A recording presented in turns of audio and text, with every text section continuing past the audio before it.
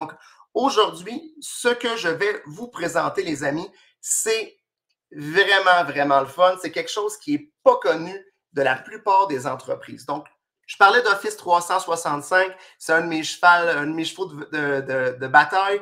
Pourquoi? Parce que Office 365, c'est utilisé par 80% des grandes entreprises. Donc, on s'entend que si on communique avec Desjardins, Banque nationale, Banque royale, General Electric, peu importe, si on pense à une grosse entreprise, c'est sûr qu'ils sont sur Office 365. Du moins, on a 80%. La plupart des jeunes entreprises maintenant migrent vers Office 365 et on a aussi les petites PME québécoises qui ont fait le virage depuis environ 2015 vers cette technologie-là.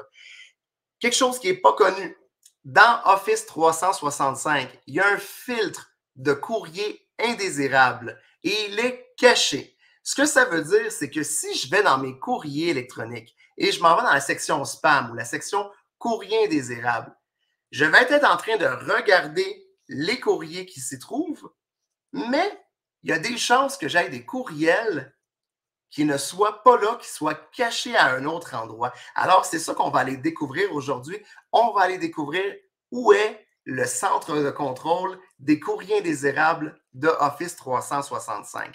Tout d'abord, quelque chose à savoir, c'est la chose suivante. Vous devez savoir que tous les profils, tout ce que je vais vous montrer, vous devez absolument être un administrateur de votre plateforme Office 365 ou que quelqu'un vous a délégué le droit d'aller dans ce portail-là. Donc, c'est important de vérifier avec votre équipe TI. Ça peut être votre fournisseur exactement, comme MD Informatique, Novbox. Ça se peut, dans le fond, que vous ne soyez pas administrateur de votre compte Office 365. Donc, c'est quelque chose que vous pouvez nous demander de vous donner l'accès, bien sûr. Donc, comment ça fonctionne? C'est qu'on s'en va sur office.com. Je vais aller ici à gauche. Vous voyez, j'ai une section qui s'appelle Admin. Donc, je vais aller peser là-dessus. Si le bouton Admin n'est pas là, il y a des très fortes chances que vous ne soyez pas administrateur d'Office 365. Donc, j'arrive à cette belle page-là d'administration et je vais aller cliquer en bas à gauche sur Afficher tout. Je vais aller chercher une section qui s'appelle Sécurité ici. Je vais peser dessus. Ça va ouvrir une nouvelle page. On va arriver au centre de sécurité et de conformité de Microsoft Office 365. Donc, ce que je vais faire maintenant, donc il y a beaucoup de choses qui apparaissent à l'écran. Bienvenue dans Microsoft Defender, blablabla. On ne touchera pas à ça.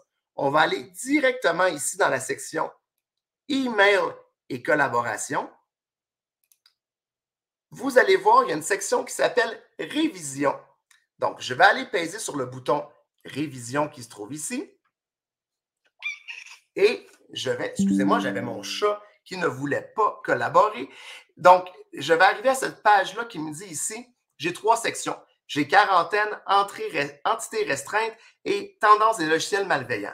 Donc, nous, ce qui nous intéresse aujourd'hui, c'est la section quarantaine. Je vais aller cliquer sur quarantaine. Et là, c'est important de comprendre, ce n'est pas ma quarantaine, mais bien la quarantaine de toute l'organisation. Dans ce cas-là, bien sûr, MD Informatique.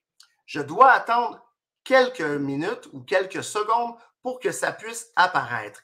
Et là, comme vous pouvez le voir, j'ai des courriels qui se trouvent ici. Généralement, lorsque le courriel arrive à cet endroit-là, on parle bien sûr de courriels qui sont vraiment des courriels indésirables. Cependant, des fois, il peut y avoir des bons courriels. Donc, il peut y avoir un courriel qui soit pas, dans le fond, vraiment malicieux ou qui soit pas un spam. C'est pour ça que vous allez pouvoir les libérer. Je vous donne un exemple concret. J'en ai un ici, Happy Halloween. Je me dis, hey, écoute, Simon, ça a l'air bon. Je suis curieux, je vais aller peser dessus. Et c'est là que vous ne verrez pas le courriel apparaître pour votre sécurité, mais vous allez avoir un aperçu de pour quelle raison est-ce que le courriel ne s'est pas rendu au destinataire, dans notre cas qui était info@mdinfo.ca. Donc, je vous donne un exemple ici. On disait, dans le fond, Happy Halloween, type de stratégie, anti-courrier indésirable. Ça, c'est la stratégie qui est appliquée. Et on voit le destinataire qui était info. Ça a été mis en quarantaine. Pourquoi? Courrier indésirable. Je descends ici. Détail de la remise. Menace d'origine, aucun. Donc, il n'y avait pas de virus dans le courriel. C'est pas pour ça que ça a été bloqué. Emplacement d'origine, la quarantaine. On le sait, on est là. Action de distribution, ça a été bloqué. Et là, ce qu'on a, c'est technologie de détection. Réputation d'URL malveillante. Ce que ça veut dire, c'est qu'à l'intérieur du courriel Happy Halloween, il y avait un lien, donc un URL, un lien hypertexte qui mène vers un site web. Et ce site web-là avait la réputation d'être un site avec du contenu dangereux. Donc, du contenu d'hameçonnage, virus, ça pourrait être dans le fond pornographie, peu importe. Donc, Microsoft a catégorisé ce site-là comme étant dangereux et c'est pour cette raison-là que le courriel a été bloqué. Donc, on peut avoir par la suite toutes les informations. Donc, on peut avoir l'adresse SMTP, ça rentrait dans les détails concrets. Donc, c'est le courrier qui a envoyé le courriel. Donc, c'était service@sonskyemail2.com. On s'entend, ça n'a pas l'air très, très, très véridique. Déjà, quand on rajoute un 2 dans une adresse courriel, ça semble être pour faire croire à la personne que c'était Sonsky Email, mais c'est version 2, version pirate, on s'entend. Emplacement CN. Ici, ce qu'on a, on a également l'adresse IP de l'expéditeur. C'est intéressant. On peut même aller voir, dans le fond, à quel endroit ça a été envoyé. Tiens, on va prendre quelques secondes. Je vous montre ça. On a du temps aujourd'hui. Donc, je vais faire copier l'adresse IP. Puis dans votre Google, faites la commande WHOIS-IP. Donc, W-H-O-I-S, espace IP. Et là, vous allez avoir des sites comme What's My IP, Lookup IP WHOIS Information. Ce que ça permet de faire, c'est que vous rentrez l'adresse IP et vous pouvez peser sur le bouton Lookup. Lorsque je fais ça, ça va me dire à quel endroit origine l'adresse IP de la personne. Et là, regardez bien ça. C'est-tu pas le fun? Ça vient de la Chine. Donc, on s'entend, c'est pas Happy Halloween de George de Microsoft aux États-Unis, là. On parle vraiment d'une adresse IP directement en Chine. Je ne veux pas faire le procès de la Chine aujourd'hui, loin de là l'idée de faire ça, mais on s'entend, vous allez pouvoir le suivre. Il y a énormément de cas d'espionnage de la Chine en ce moment envers le Canada. Donc, ça se peut très bien que ça soit une tentative d'espionnage envers MD Informatique. Donc, c'est sûr, ça ne m'intéresse pas que quelqu'un me souhaite Happy Halloween d'un endroit de Chine avec un lien de courriel dangereux. Donc, on s'entend là, Microsoft a bien fait sa job. Ce courriel-là ne s'est jamais rendu dans ma boîte de réception pour la simple et bonne raison, c'était de la poubelle, c'était quelque chose qui était pour me nuire. Donc, merci Microsoft d'avoir bloqué ce courriel-là. On revient ici, dans le fond, dans notre chose.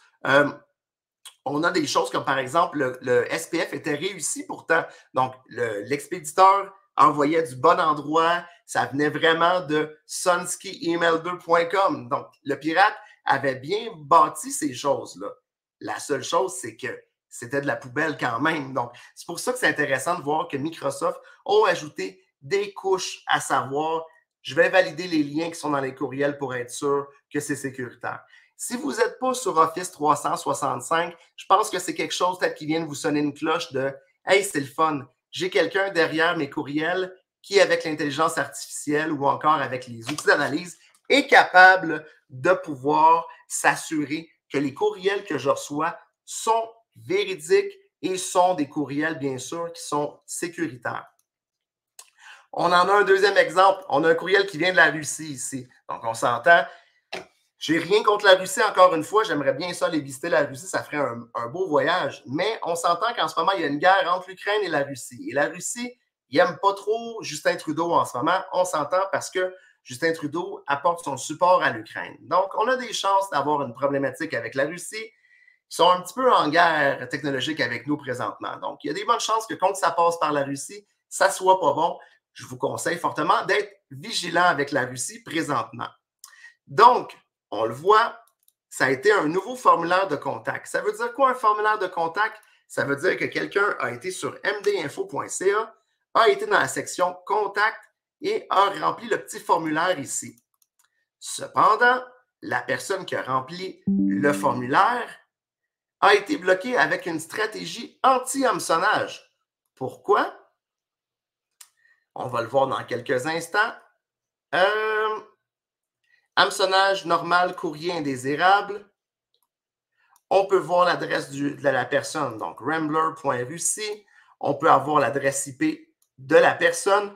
Et là, ben, qu'est-ce qui se passe? C'est qu'on a eu vraiment quelque chose qui n'a pas été correct concernant, dans le fond, un URL qui était présent. On la voit ici. HTTPS, KZKB, blablabla. Ben, c'est très simple. Si c'est hameçonnage, c'est que automatiquement, Microsoft a détecté que l'URL était un lien d'hameçonnage. Pour ceux et celles qui ne savent pas c'est quoi l'hameçonnage, pensez à quand vous allez pêcher. Donc, j'ai un hameçon au bout d'une file, et avec ma canne à pêche, le poisson, il voit quelque chose, un ver de terre, il dit « j'ai faim », il vient croquer dans le ver de terre et finalement, c'est une mauvaise surprise. Il y a un hameçon qui vient le rendre prisonnier et là, ensuite, le poisson se fait sortir du lac ou de la rivière pour être consommé par l'humain. Mais c'est exactement le même principe, mis à part que c'est moins sanglant. Donc, pour l'être humain normal qui se fait hameçonner, ce qui se passe, c'est qu'on a un lien dans le courriel qui fait à semblant de quelque chose. Exemple, votre mot de passe de Desjardins arrive à expiration. Cliquez ici pour le réinitialiser. La personne clique sur le lien avec un beau logo de Desjardins. Qu'est-ce qui arrive? C'est que ce n'est pas le site de Desjardins, c'est un faux site de Desjardins hébergé en Russie. Puis là, ça dit entrez votre carte guichet, entrez votre mot de passe, entrez votre numéro d'assurance sociale, on veut être sûr que c'est bien vous, puis entrez votre permis de conduire. Qu'est-ce qui se passe? Bien, la personne en Russie, avec son réseau de contacts de fraudeurs au Québec, ils vont ouvrir une carte de crédit choix du président avec vos informations, malheureusement. Puis là, après ça, ben, c'est pas de l'épicerie qu'ils vont faire. Ils vont acheter des cartes cadeaux iTunes. Ils vont se mettre à acheter des choses chez Best Buy. Ils vont acheter des trucs en ligne à des adresses qui sont pas détectables, des PO Box, des choses comme ça. Résultat, il va y avoir une fraude de votre identité. Et ça va être extrêmement difficile à prouver que ce n'est pas vous. C'est problématique, hein? Mais c'est exactement ça qui va se passer. Donc, on parle d'une situation où est-ce que des gens vont voler votre identité. C'est pour ça que l'hameçonnage, c'est très dangereux. Vous devez former vos ressources pour pas que ça l'arrive.